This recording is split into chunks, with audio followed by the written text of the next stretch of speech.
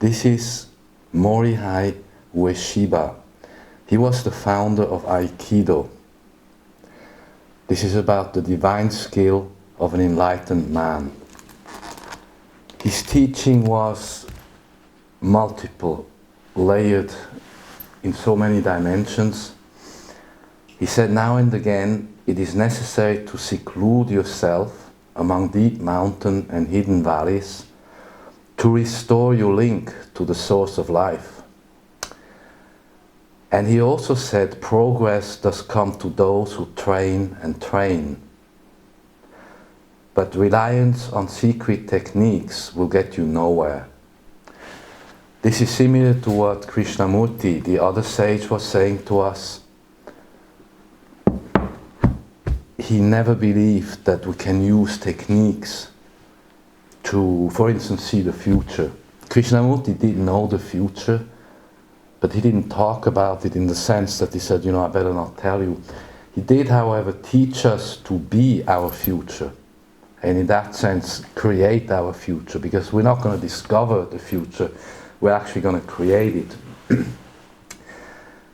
And Krishnamurti would make jokes. One time he did a great joke about Nixon and Brezhnev. That was his own joke. Sometimes he would tell jokes by others. The joke very simply goes like this. Brezhnev and Nixon are on the phone together, discussing how they're going to sort out the world and bring it down to a peaceful level of coexistence. And then Nixon says to Brezhnev, we were given this huge new computer. It's a futurist computer, the best machine in the world. Maybe the ETs gave it to them. And he says, I can see the future, Leonid. I can tell you everything you want to know. So Brezhnev is really listening up, and he says, hey, Richard, tell me the future. I want to know. And Nixon starts up his machine, and he goes silent, and he looks and searches and searches. And Brezhnev says, hey, Richard, are you still there?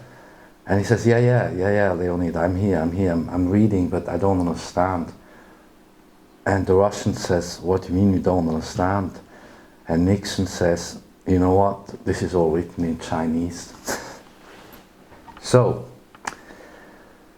you are the future, and if we are in a unified mind, we are one mind in humanity, and we can be our future. So Krishnamurti always said, the first step is the last step. You have to really remember this always. The first step is the last step. And he and the Nordics taught us that it is not really what we do that matters, but how we do it. A lot of people have great ideas. They want to be independent, they want to split a nation from a bloc, or a region from a nation. There's some valid ideas, but they don't know how to do it. So remember, it is not what we do that matters, but how we do it. So we are creating our future now together.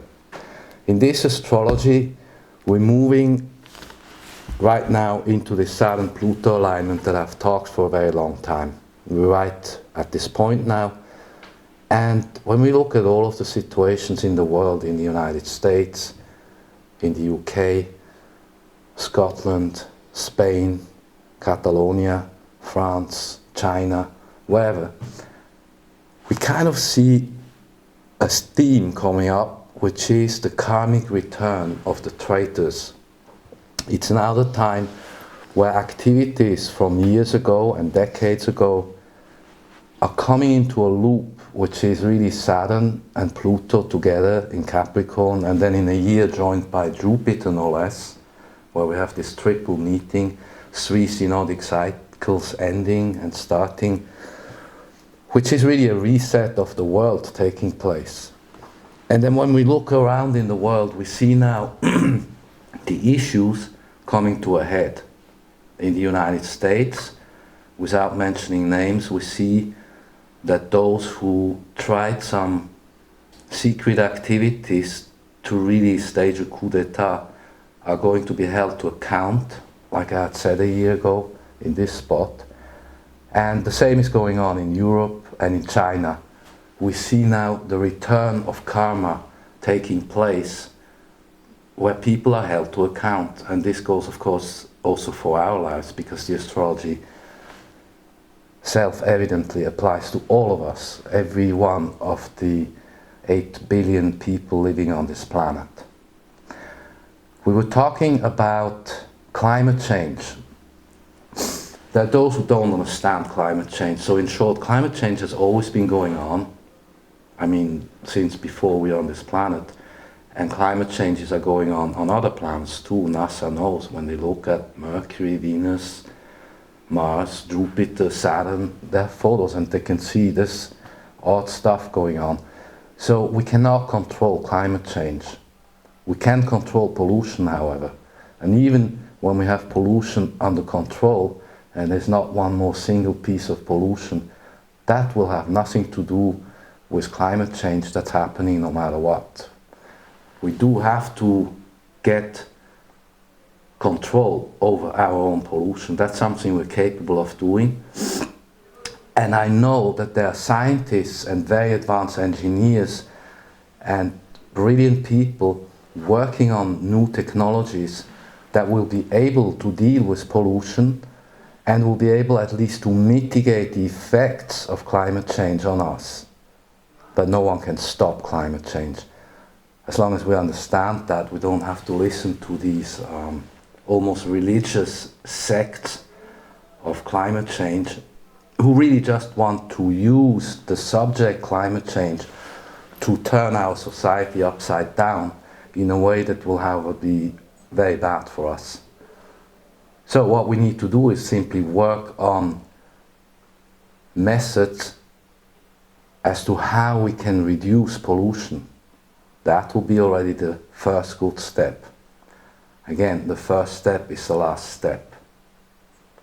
So with this astrology going into 2020 and 21, and then as Saturn moves further and into Pisces meeting Neptune, we'll live through somewhat surreal times still to come for at least 5 years, I guess. And beyond that point, we'll have hopefully some sort of grip on our human activity. And during these years, we'll also see societal change in terms of structure, because Capricorn deals with structure. Later, when in Aquarius, the planets deal with system management. That's different from structure. First, we'll have to change the structures of our political world. And I have suggested, so did the Greek former finance minister Varoufakis, that we really should turn the union in Europe into a federation. And I'm saying, might as well include Russia into it and make a continental federation of sovereign nations. What's important is the nations have to be sovereign, and which at the moment we're not. Maybe except Switzerland or a few small countries, I could not tell you one nation that's actually sovereign. Once we have sovereign nations, we can align them in a loose type of association. This is what Lavrov was teaching, and which create a federation, kind of like the Galactic Federation. Then there is no more centralized top of a hierarchy, but there's more concentric club of nations who agree to be sovereign.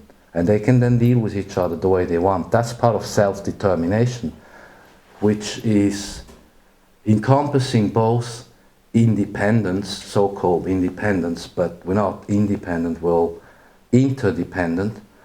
And eventually, when we get to that point, we'll have what I would call a better world. So there's a lot of work for us ahead in the next 5 years at least.